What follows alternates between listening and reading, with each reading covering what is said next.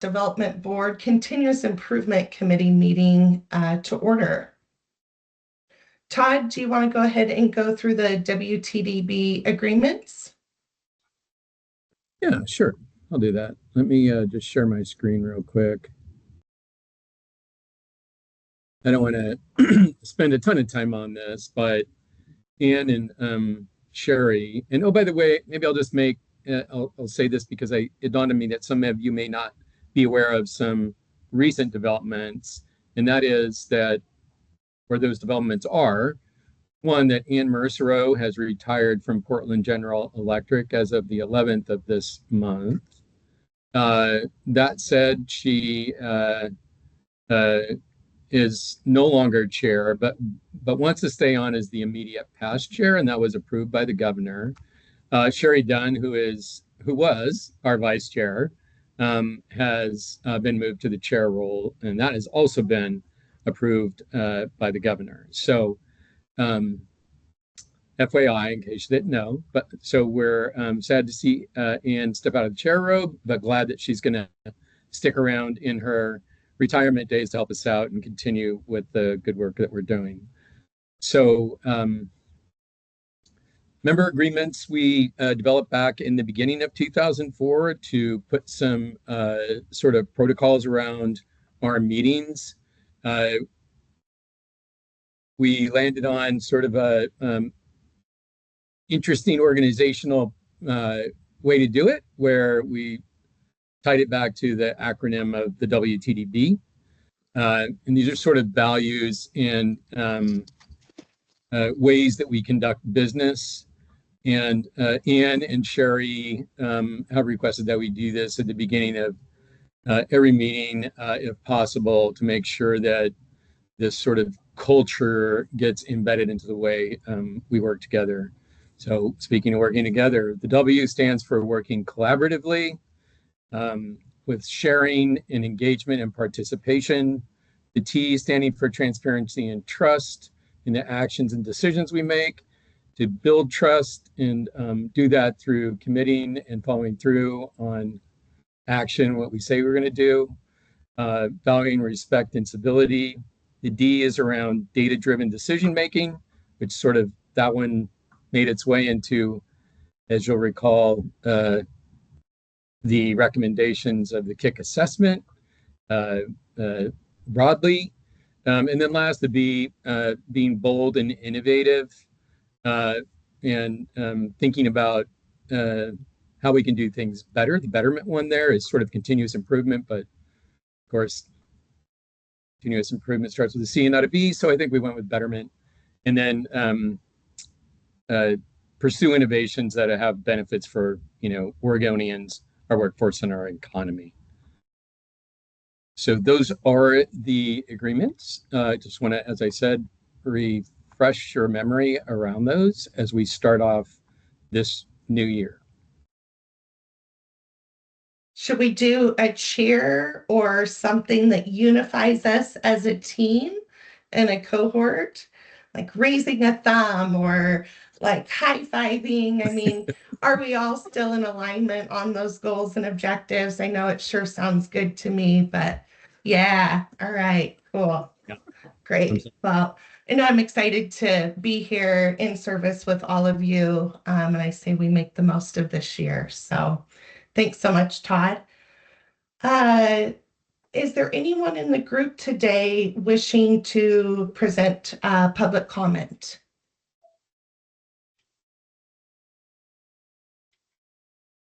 Craig? Yeah, I just would, I think, put out here for the group to hear.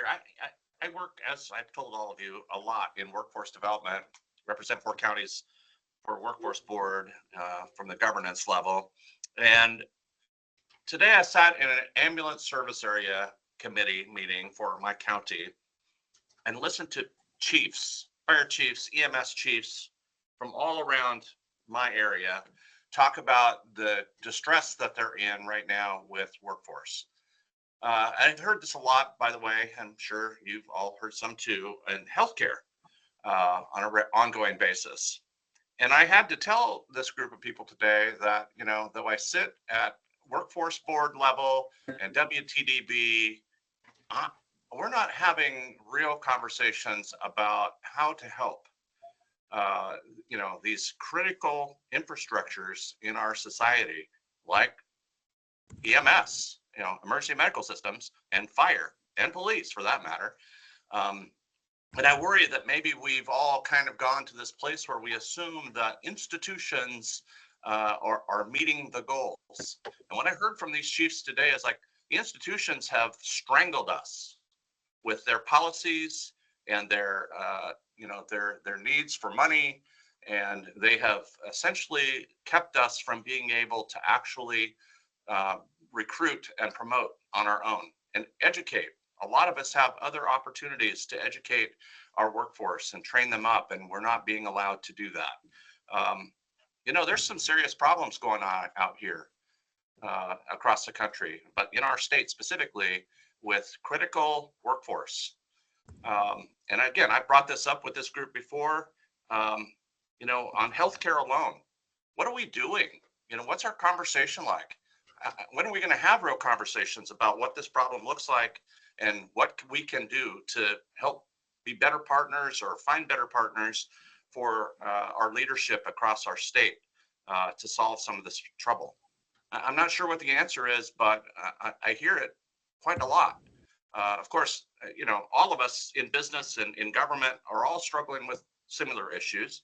Again, in my county, I would tell you, I have a hard time figuring out how we're going to hire behavioral health specialists. We're in a massive deficit there, and nobody's entering the pipeline.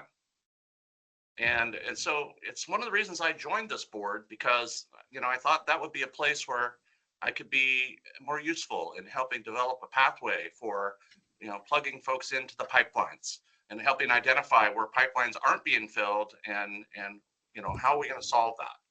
So I'm just challenging all of us to be more thoughtful about some of these critical spaces that we can't live without. I mean, emergency medical technicians, we can't live without them. We have to have these folks, and we're in a lot of trouble.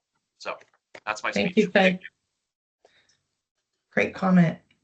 I can add to the concern, and I've been talking about this a lot. This is Debbie Rady. I'm speaking on behalf of Families First Child Care in this regard, but child care centers, we can talk about infrastructure, we can talk about all the money that we could be getting, but if we don't have a workforce, and part of that is because the benefits are so expensive for private child care centers, and the state has options available, but we're not connecting those dots. So I will echo healthcare as a major obstacle to getting workforce for these specialty type needs that are emerging and very important to the overall workforce.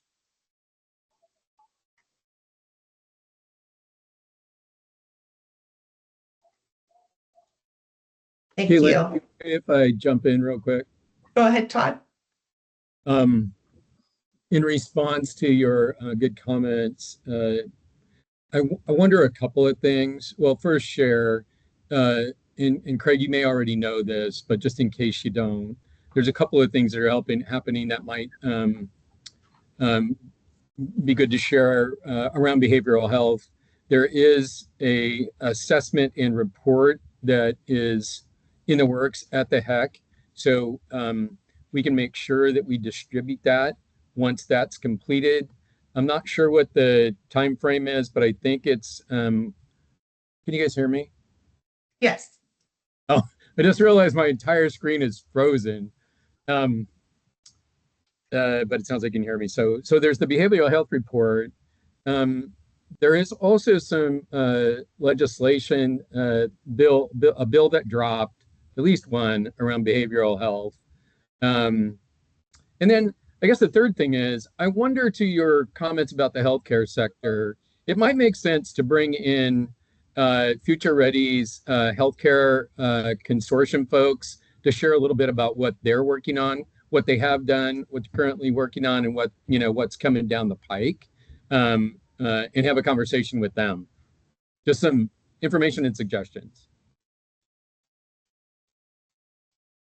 From a boots on the ground perspective, Craig, I just connected with Northeast Oregon Area Health Education Center, and they actually go in and do MedQuest camps with young students, sixth grade, seventh grade, eighth grade, and then into high school, where they are actually doing health care career exploration camps. And then from there, it's opening up different pathways. In December, we also had an opportunity to tour Glenwood High School, Hillsborough School District's Career Technical Education Pathway Program. And right there, they have students that are going through dental hygiene, dental assistant, medical assistant. So I think it's how, as a committee, can we look at models that are working in communities and then go into communities or schools that might be ready for them, because I think that was a model I was completely blown away by. So thanks for bringing that up today. Todd, Andrew, is that something we can add to a hope for this group for this year? Put it in the parking lot for just today? Yeah. All right. Yes, Susie? And then Brent. Following the theme, how do we prepare our rural schools that are small and don't have all of that expertise to provide in their communities? Our kids don't want to leave their homes forever. So how do we engage them in those different programs when we don't even have those programs offered to them? How do we open that door? Because it has to be from the ground up and from the top down to provide a workforce.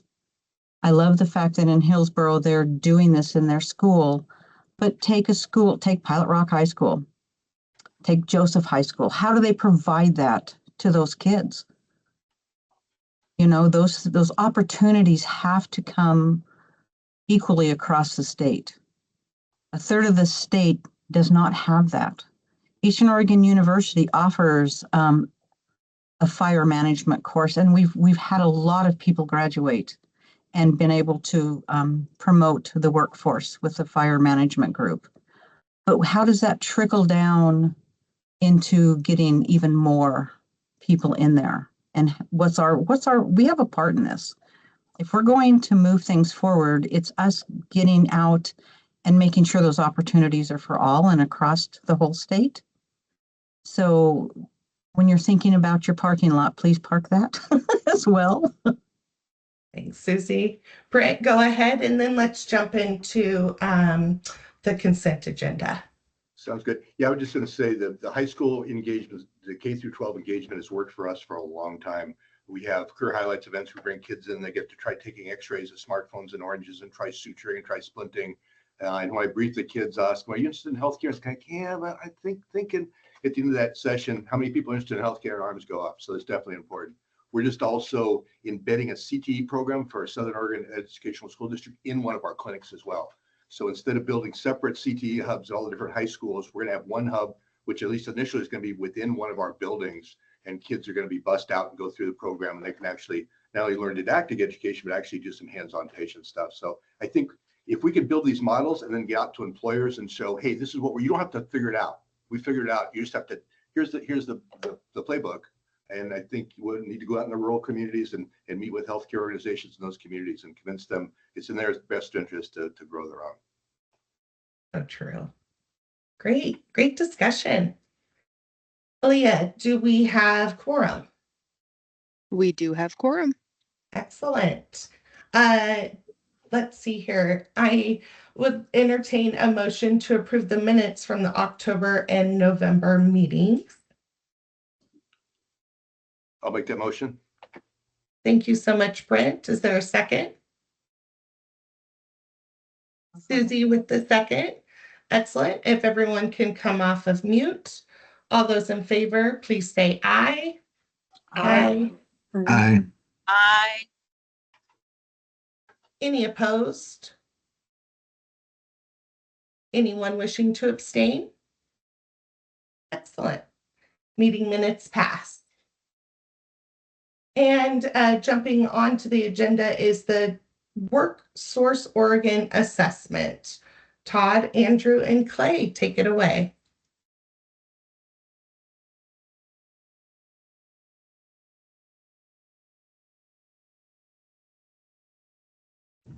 Can you hear me? Okay, sorry, I'm having a few challenges with my computer. Um, but Andrew and I thought we'd start off with sort of giving you a status update.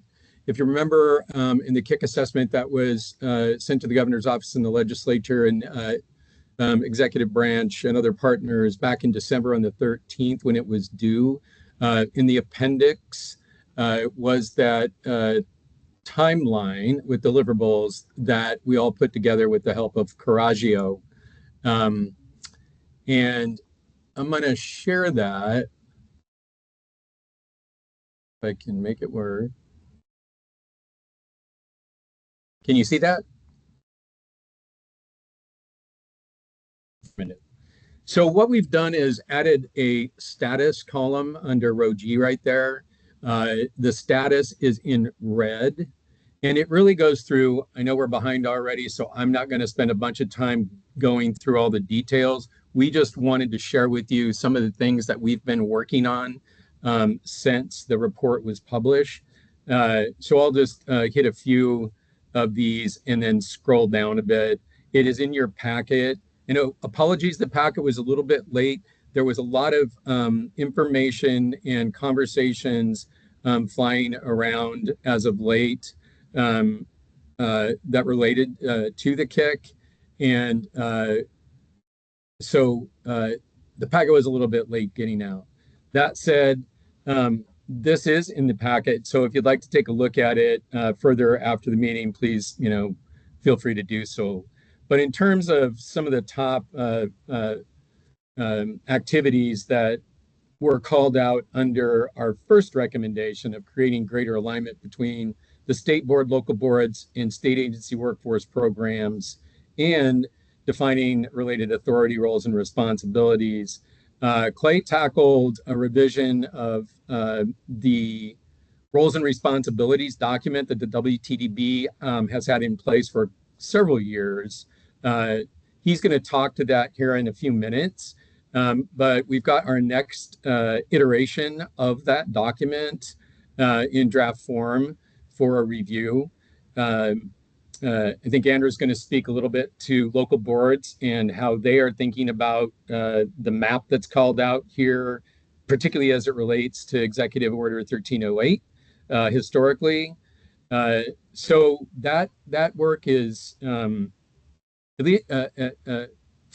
our standpoint on the WTDB's roles and responsibilities at a point that it needs to be reviewed not only by you all, but other agency and workforce partners. But we think it's pretty close. Secondly, the clearly defining the distinct roles and responsibilities of this continuous improvement committee and the workforce system executive team and other workforce agencies is also underway.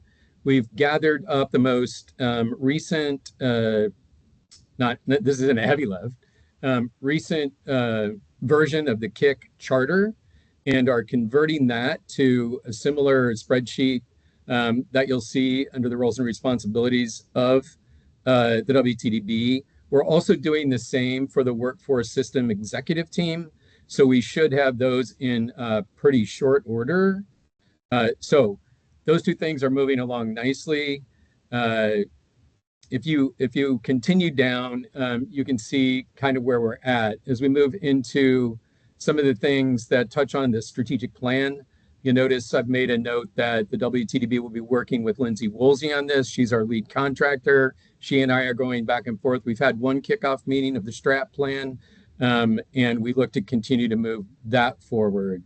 Some of these that don't have pending comments are because they're a little bit trickier and dependent on other things occurring before we sort of are able to provide status. So I would just say those are sort of hanging there and will be integrated into this as things move forward. So Clay and I are working on that next one around updating documents that define the scope and authority of the WTDB and local workforce boards that are different than the definitions I described earlier, such things as policies. Clay is leading a policy work group that started, and they're meeting regularly, weekly, I think, on Friday, and talking about policies that will be revised and impact this work. Another one is operational standards that will likely be revisited soon and updated as necessary. So you can get a pretty good feeling as you move through this, sort of where we're at. I will say I'm optimistic to, I guess, report out that back in December, Ann Mercereau and I were able to meet with Sarah Foster. She indicated that she wanted to set up regular meetings with Ann and Sherry. So we met earlier today. We had a good conversation with Sarah in the governor's office about the assessments. We got some of her overall thinking on it. We shared some of and talked about the recommendations and some of our thoughts. And she's going to sort of think on things and then get back to us. It was recommended that Kaylin, she potentially send an email directly to you and Chris Latimer as co-chairs in terms of sort of what she's thinking around engagement and next steps. So you can see as you move down, this is advocate for the support from the governor's office and recommendations. Obviously, that's kind of in the pending, just starting to move forward phase. I wanted to get down to this. As Clay and I read through this and planned for the meeting, the piece around unifying and consolidating reporting on system-wide performance metrics, we think that a big part of this will be partners coming together, members of the WTDB Executive Committee and others to do the work that is also planned with Woolsey Group and fits nicely with a strategic plan. So we'll be doing the strategic plan and the scorecard work in the next several months. I think we're slated to get that work completed April, May of this year.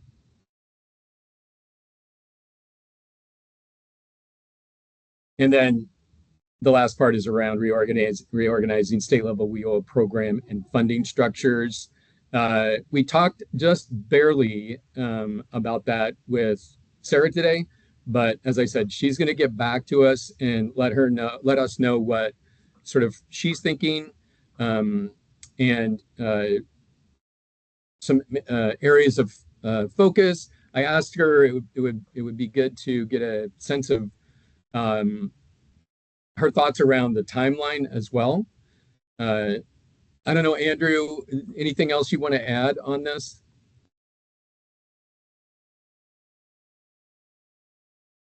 On the last specific point, or on the status of the timeline, the entire time. It could be the last, but anything you'd like to say about sort of the update on our progress towards achieving the deliverables on the timeline? well, I mean, I think that, yeah, it's a very aggressive timeline. Am I echoing for everyone out there? Or is that just okay? It's a pretty aggressive timeline, but I mean, I think it's doable. The real question is, are there other things that we might align with and integrate into this process? There's a legislative session going on now. There's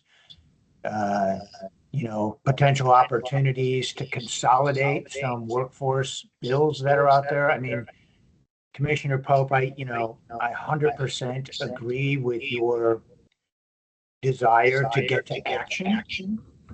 And my sense is if we talk to folks around the state, we could get you some specifics about what's going on. one of the biggest challenges is there's massive resources that are allocated to solve challenges related to mental and behavioral workforce challenges. Those go through OHA, which has nothing to do with the public workforce system. And that happens all the time. And then to, Brent's point, K through 12, higher education, the educational enterprise is such an integral player in building the kind of pipeline that we need. But the real question is, can we get to scale quickly enough through that infrastructure? And my sense right now is no, we can't get to scale as quickly as we need to. So we need innovative ways to deliver training. We need to question, licensure expectations and traditional methods of, taking 2 years off to get your degree in a pipeline that we know is already challenged. We need new ways to develop and deliver training that are employer focused and that are job specific. The best, some of the best programs we've seen locally and with, very solid results are when they're direct hire programs where the employers design the training, we train to those specifications, and at the end of that training, employers are there to interview and hire people. And none of those trainings last any more than 12 weeks. So again, I know that this can be very tedious work, but I really feel that if we can set up the infrastructure, we can make an argument to using that infrastructure to funnel dollars to solve big workforce development challenges. But we have to get this infrastructure in place, and we have to organize it in a way that's compelling to legislators, that's compelling to other funders, and really takes advantage of that infrastructure. So my 40 cents to your comments, Greg, because I think they're right on. I do feel that this is still important work. Paul, I see your hand up. Go ahead, Paul, and then Ann. Yeah, so thanks for reviewing that spreadsheet, Todd. I actually really like the format of that. I think it's even easier to understand than what we had been looking at for this. I read through the Coraggio report, the sort of final version that was sent out over the break, and something that really leapt out to me in the course of reading that is, and please, if anyone saw it differently, I'd love to be corrected. But what really jumped out to me is that there are a variety of recommendations that were made 2 years ago, and not to be too flippant, but basically like nobody cares, and they haven't really done anything with them, and it's because they're busy and there's no mandate and nobody's really trying to do the things that were highlighted in that last report. And now we've released a second report with more recommendations and more talking about things like revolutionary change and significant efforts that have to be sort of unpacked. And I'm concerned that now here we are in the one off year. Next year, there's going to be yet another report that we're, in essence, given the mandate to create. And now we're going to have 3 reports of content that people need to do that nobody's really implementing and there's no resources to do. And I just want to flag, I think it is very possible for Coraggio, who does great work, and all of us who want to do great work, to continually come up with a laundry list of things that need to be done. But I worry that we haven't really established the necessary mandate. I don't think we have the governor's support for us to actually lead at a statewide level. I hear people on this call struggling with the fact that there are real needs that we're not addressing, and we're trying to figure out how to use this group to help address them. And I just worry, are we really just making a lot of work for Todd and presumably Andrew and a few select people, but not actually moving the ball forward? And what do we think we actually can do? I would much rather see us have one recommendation every 2 years, but that actually gets implemented, than come up with 15 things that basically just fill a report that, 3 of us have the time to even open. I apologize. I'm sometimes a little flippant in my feedback, but hopefully you appreciate the sentiment of what I'm offering. Yeah, I completely understand. We're hopeful that when we hear back from Sarah, we'll have a little bit better idea, as I said, Paul in terms of what she's thinking. And I too, if we could, if we could just get 2 or 3 of these things done instead of trying to boil the ocean, oh my gosh, that could be um, transformational, depending on what those things are. But it does create a sense of frustration, although I sort of get it, right? If you're trying to get into continuous improvement related to one system or organization, I mean, it takes a long time for these big system changes to take place. It's not an excuse at all, but you're going to see some of the same things because regardless, even if you interview other folks in the system, they're going to be hip to it and they're going to come back and say a similar thing. So it is a mechanism, regardless of the organization or system, to not only show, I guess, consistency and opportunity and problem solving situations, but it also provides a means of sort of tracking progress. And to yours, there hasn't been a lot. There's been some good things that have happened, and as of late, as you've heard Andrew and I talk about a lot, we did in 24 get that WorkSource Oregon definition of 13 programs that are involved put to bed and approved. I know that seems maybe out there on the periphery in terms of importance, but I think down the road that will help us considerably. I'd also say, and forgot to mention, that we're thinking about 2 strategies, Paul, in terms of trying to get practical and get moving. Because as Andrew said, this is a lot. It's an aggressive timeline that Coraggio put together with us. Some of that stuff is going to be a real heavy lift. Some of that we can get on and control quickly. We're doing already, but we're kind of thinking of 2 different strategies. One, can Clay and Todd get this done within the deadlines? It's going to be challenging for just us 2, but we were fortunate enough to meet with Julia Steinberger earlier this week, and she did give us a commitment for one strategy, which would be to utilize some of the team members that exist here at the Office of Workforce Investments to help us with different buckets of work and to ensure that we have ample staffing to move the work forward.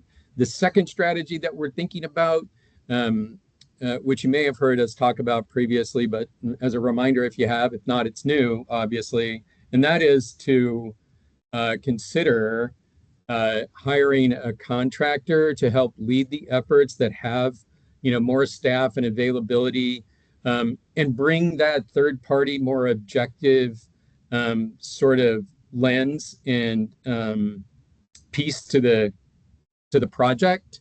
So those are 2 things we're thinking of. We should land on one of the other in the next few days. I think we'll know more, but I just wanted to flag that. I think Ann Mercereau was trying to say something from her car. I was sorry. I kind of blurted in there, but I can't see the screen.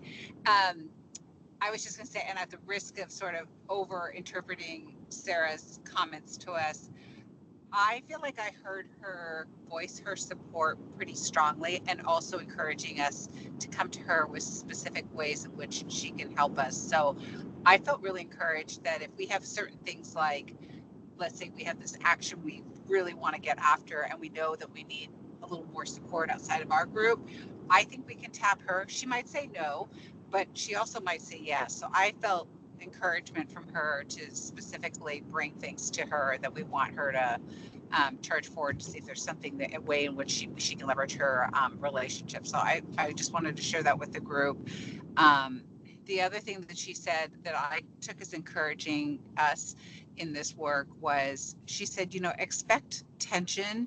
The different groups seemingly sometimes look at the same issues and problems from different angles, and that sometimes will create tension, and that we shouldn't let that slow us down. So if we are convicted as a group that these are the things we're going to work on, we should go forward and not, we should pay attention and of course work hard to align people and deploy change management efforts where necessary, but that we shouldn't let tension stop us from the work that we need to push forward as part of what we've said is important on the go forward. So I just wanted to share that from our call this morning.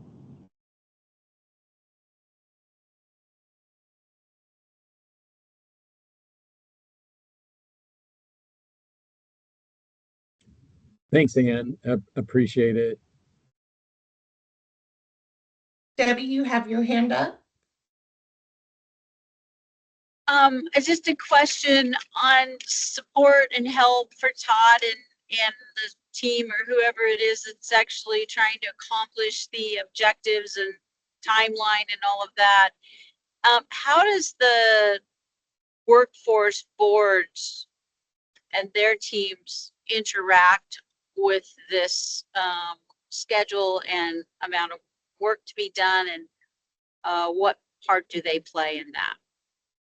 The local boards? Yes. Andrew, you want to take that one? I am the sole local board representative, but in accordance with Senate Bill 623, this is a joint committee. So our goal is to work with Todd and the state board on those recommendations where local boards are identified as being leaders in that. And I think we're joined here by folks like Craig and Paul and Kaylin. I don't know others who might be on local boards. So I think we're sort of here to help as we can. You know, and I think we're committed to providing the time needed to implement those recommendations. And would love to be a part of the conversations with the governor's office, you know, if that's helpful. And I think, Andrew, good reminder, I think there is a call out or two maybe on the project plan with a deliverable that includes connecting with the governor's office. So, you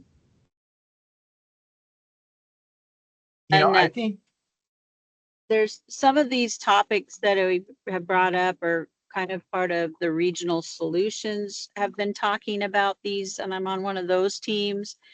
And then I think even Craig's comments, you know, in his area, particularly to ASRs and ambulance services and that kind of thing, you know, being able to connect the dots somehow, those seem to be maybe an area we can help with from our board, is bringing people that have solutions together. I know here in Boardman, we've had a lot of talk about ambulances. It's been a political kind of scene here, but our local fire department is doing some incredible things with training and a development of people. And so sharing those ideas across the local workforce boards might be an objective or a help in some way. yeah, that's really good, Debbie. And that too is included in the timeline and deliverables. It's got Andrew and I as leads under the, sort of alignment, recommendation, and enlisting governor's support. And it says establish yearly touch points with regional solutions to ensure the smooth flow of information. So it's definitely on the to-do list.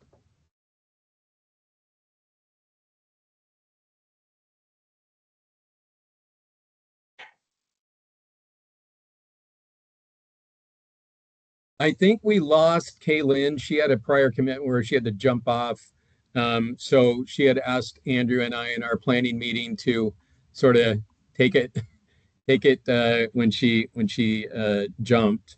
So we got about 15 minutes. I think it might be good to shift over and have Clay talk about the revised WTDB roles and responsibilities document that we put together. Clay, are you there? Yes, I am, and I'm happy to do that. Good afternoon, KIC members. I'm not going to spend a lot of time on it because, as you'll notice when I share my screen, it's a very detailed document that you can look at once we distribute it, or when you have time. but I will give you an overview of some different aspects related to it. So when you look at it, it'll be more familiar and comfortable. So first of all, this is the new roles and responsibilities document, and it is, hold on one second, let's get rid of that. It's organized differently than what you had seen before. In the past, you had kind of a very small snippets of information that sometimes people would have questions about. This tried to provide a balance that's kind of, it's definitely more information, but it hopefully provides some better explanation of what each of these items are. It's organized differently. In the past, it had 4 buckets under things like assist and advise the governor was one of the buckets. Board operations was another bucket, budget and accountability. This is organized a little bit differently.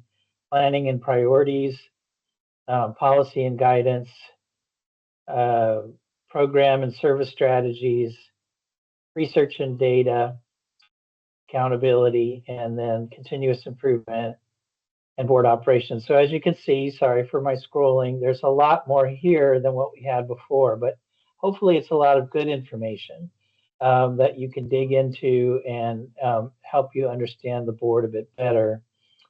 So now I'm just going to give you a couple of examples and show you a couple of things. And then again, you'll be able to look at this at your leisure.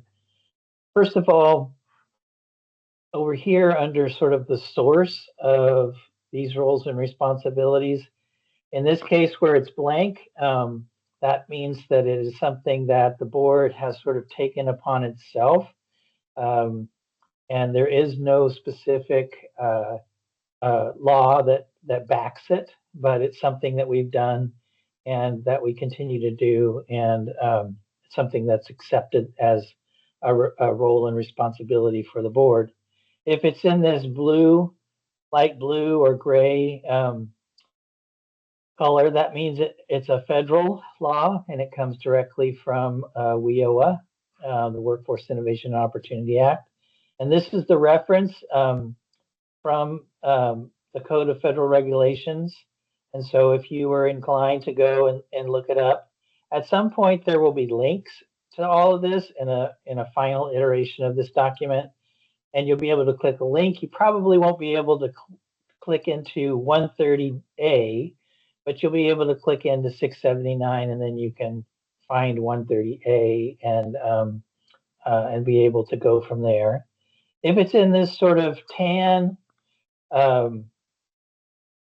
color, then that is a state statute. So Oregon revised statutes, and you can find those here with these references. In each of these cases, I tried to provide sort of a summarized version of what the actual language is that's in the law, and then where applicable, add a sort of definition or an additional explanation to help provide some useful or helpful information. One thing that's interesting, and this will connect a bit to what Andrew will share later, is Executive Order 1308.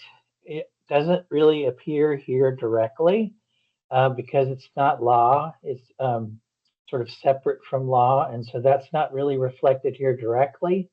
But it's reflected here in a couple of places, like, for example, review statewide policies programs to recommend to align workforce development programs,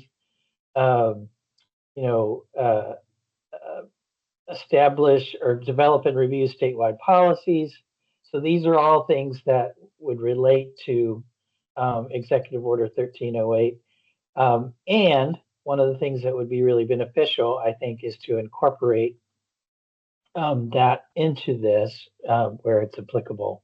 But this is state board also, and Executive Order 1308 is pointed toward local boards primarily.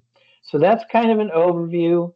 I won't go into sort of orienting you around the Oregon legislative and how you would go find those. Eventually, you'll have links also to the CFRs, so that you'll have links for those too. So at any rate, I'll stop sharing. And unless there are any specific questions, I will leave it at that. And as you have a chance to take a look at it, if you have any additional questions, feel free to reach out. And back to you, Todd. Great. Thanks so much, Clay. We got about 10 minutes left. Looks like, Andrew, you're going to chat next a little bit about the executive order and the roles and responsibilities of local boards.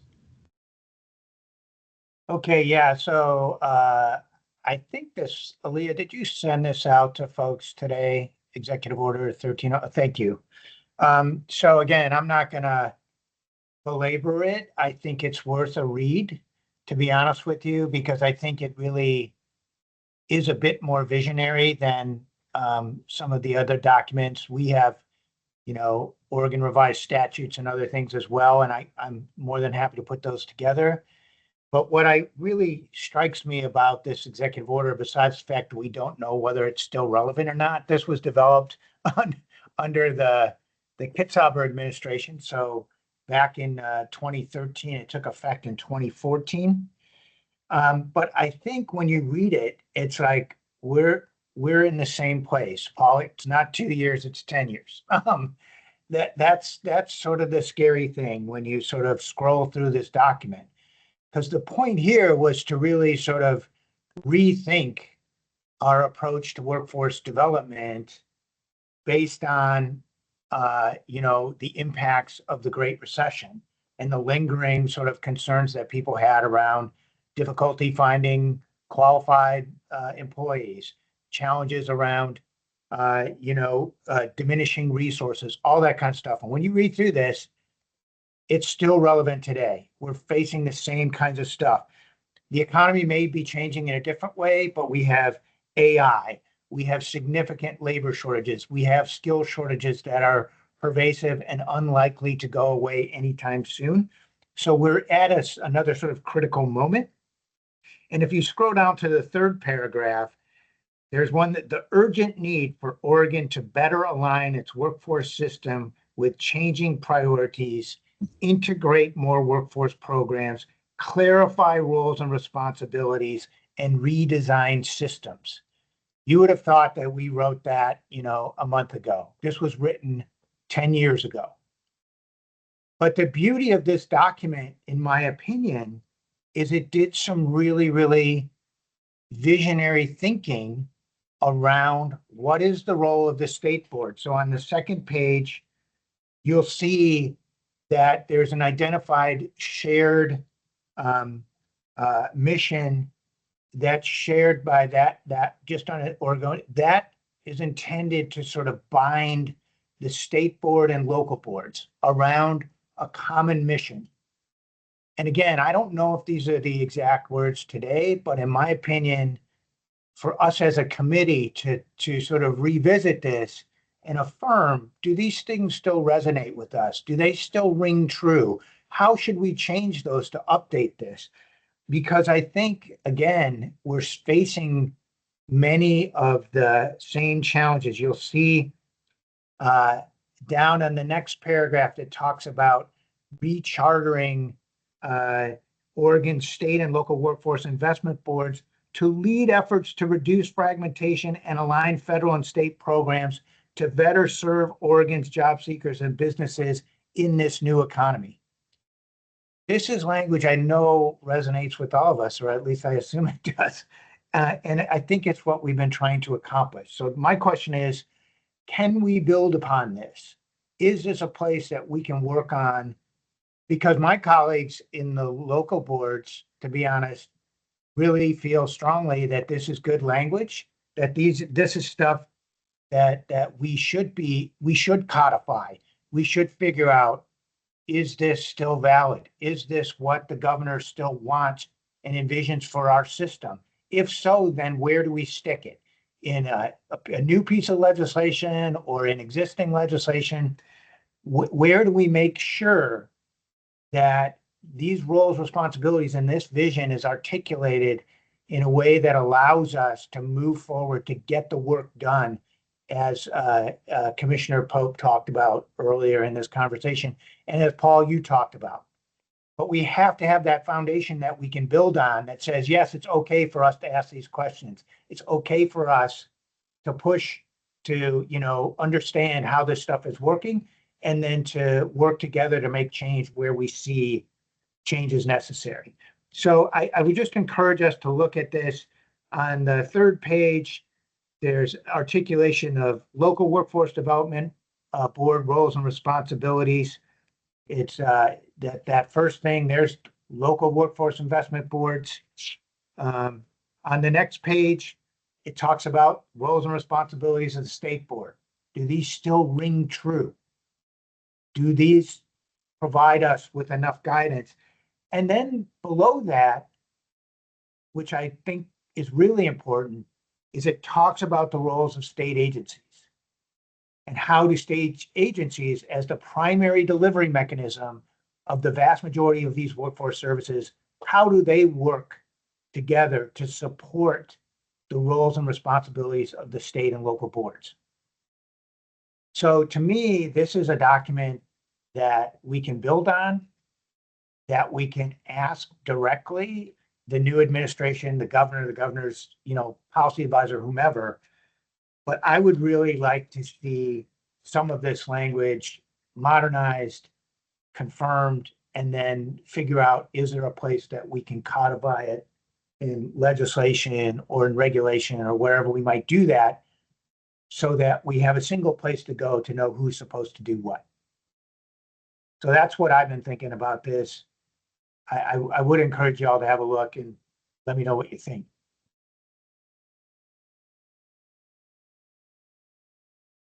That's great, Andrew. Thanks for that. We got about 4 minutes left. The last item on the agenda, you wanted to chat about, Andrew. I will say real quickly that Clay and I were able to meet, as I said earlier, with Julia, and one of the things we talked to her about was the opportunity that you and I and Kaylin talked about earlier today in our planning meeting, for potentially her and or Jennifer Purcell to come and talk a little bit about House Bill 3029. Julia said that they would be happy to do that.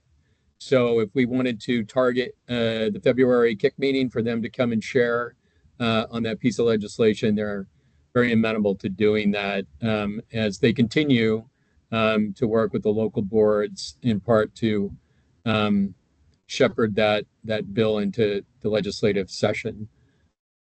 Yeah, and I think that's right on, Todd. I mean, okay, so I would encourage you all to have a look at 3029. It's a very long bill. Maybe Aaliyah, we could send that out, or at least a link to folks. But I think it was really intended to be a cleanup kind of bill to sort of codify some things. But I see it as also an opportunity for us as a CIC to embed some of the language that's in 1308 or some of the recommendations that were in the assessment report. So if we're going to modernize some of the language and clean it up, maybe we ought to insert some of the recommendations that were in the CIC report, and also some clarification around roles and responsibilities. So then we get it done in all one fell swoop, and we have a single place to go to look for it and to understand what we're all supposed to do.